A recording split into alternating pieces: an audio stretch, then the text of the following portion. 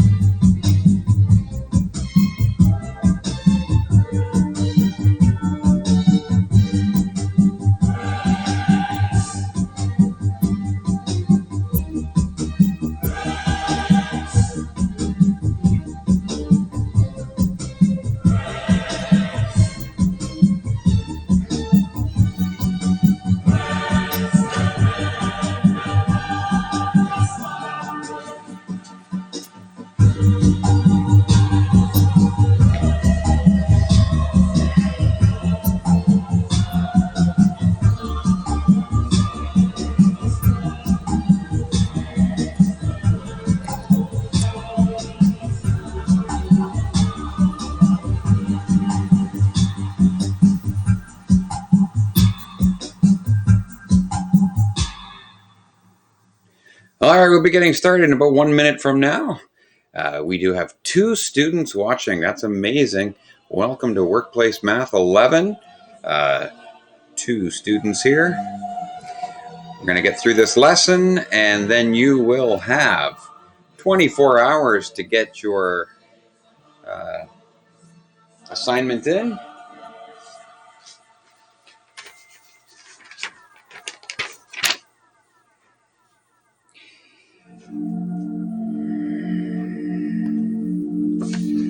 I gave you guys a week to do last assignment. 5 of you did not get anything in.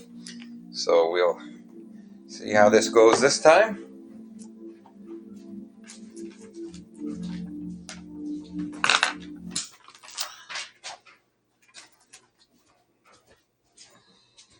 Amazing. So here we go. If you are tuning in late, you can always watch the recording and we'll see how this goes. Today we're going to talk about buying a car and getting a loan from the bank in order to get a car. So it's really quite simple. When you buy a car, they use something called the 40% rule. 40% rule when you buy a car means the bank could, if they wanted to, they could loan you up to 40% of your income to get the car. So that basically says you go to the bank and they'll ask you, how much money do you make a month? They are allowed to loan you up to 40% of your income. That's what they consider to be reasonable. But there's a lot of other factors going on about that. So we'll see. The 40% rule states they will lend you 40% of your income for you to buy the car. So there's your formula at the end. Your car payment can be 40% of your income. So it's nice and simple. Take whatever you make in a month, multiply it by 40%, and that's how they'll figure out what kind of car payment you qualify for. So we'll do an example of this. We have just 2 examples today and we're done. Here is example 1. Let's say, just for laughs, you make $1,500 in 1 month. If that's your regular pay, $1,500 a month, what would be the most per month your car payment could be? So in order to do that, we just use the 40% rule. The car payment is 40% of your income. And that's it. Your car payment is 40% of your income.